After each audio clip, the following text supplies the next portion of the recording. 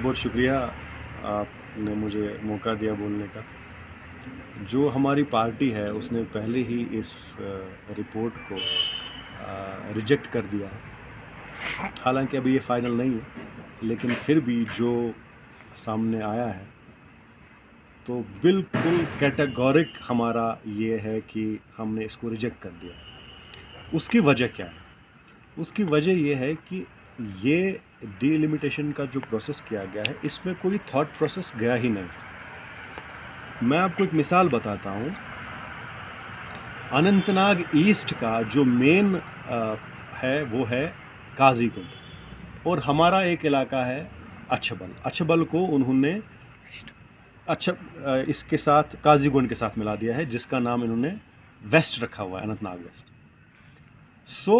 या अगर हम पार्लियामेंट्री कॉन्स्टिट्यूंसी की बात करें, हमें उन्होंने रखा है पुंछ राजौरी के साथ। तो अब आप एक मिनट के लिए इमेजिन कर लीजिए कि अगर पुंछ का कोई एमपी बनता है तो मतलब मेरे हमसाया को, मेरे भाई को पुंछ जाना है उसके पास, या इवन वाइस वर्सा अगर यहाँ का बन जाता है तो पुंछ वाले को कितनी परेशानी है यहाँ जो भी मेंबर होंगे पार्लियामेंट के उनके पास आने।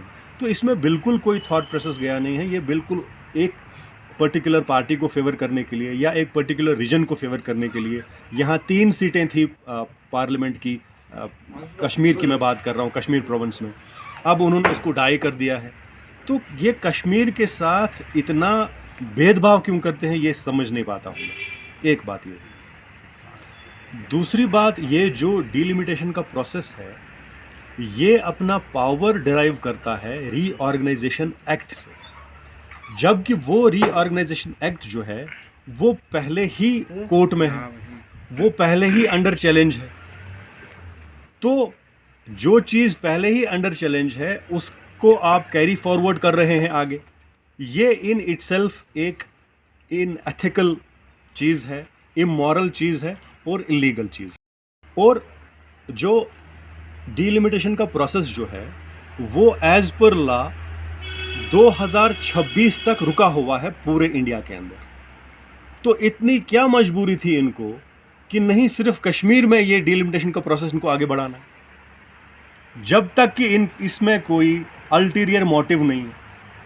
सो एज अ होल हम इस एक्सरसाइज को रिजेक्ट करते हैं। देखिए, मुझे खुशी आपने ये सवाल पूछा, तो आपके माध्यम से मैं जो मेरे लोग हैं, जो मेरे हमदर्द हैं, जो इस वक्त जिस कॉन्स्टिट्यूंसी के साथ हमें रखा गया है, जो इस वक्त हमारे साथ नहीं है, मैं उनको ये बता देना चाहता हूँ कि मैं उनके साथ खड़ा हूँ अभी भी। ये वो ना समझें कि मैं पहले उनकी हेल्प करता था, उनका काम करता था, उनके साथ साथ चलता था तो अब नहीं चलूँगा। वो मेरे लिए अब भी उतने ही करीब हैं, अब भी उतने ही पास हैं। तो मैं उनको बता देना चाहता हूँ कि परेशानी की कोई बात नहीं है, मैं अब भी उनके साथ खड़ा हूँ। ये एक बात है। दूसरी बात, मैंने जैसे बताया, ये डीलिमिटेशन प्रोसेस जो है उन्होंने कॉन्स्टिट्यूंसीज़ को रिड्रॉ कर दिया है। जैसे अब शांगस कॉन्स्टिट्यूंसी कोई है नहीं, जैसे अब कुकरनाग कॉन्स्टिट्यूंसी कोई है नहीं। शांगस कॉन्स्टिट्यूंसी के उन्होंने 4 टुकड़े कर दिए। एक उन्होंने लारनू के साथ मिलाया जो एसटी हो गई है, एक उन्होंने अनंतनाग वेस्ट कर दिया, अनंतनाग ईस्ट कर दिया और अनंतनाग कर दिया। सो ये इस तरह हैफजर्ड मैनर में किया गया है, जैसे आप भी बता रहे थे कि अभी तक भी ये क्लियर नहीं है कौन किसके साथ है।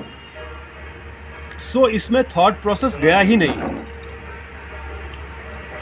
देखिए, जहाँ तक नेशनल कॉन्फ्रेंस का सवाल है, मुझे तो पहले पता नहीं है कि कहाँ प्रोटेस्ट हो रहा है, ये मैं आपके थ्रू सुन रहा हूँ।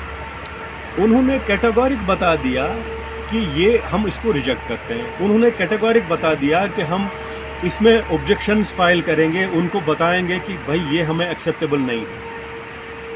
अब ये हमारी पार्टी हाईकमांड ही डिसाइड करेगी कि आगे कौन सी हिकमत अमली इख्तियार करनी है।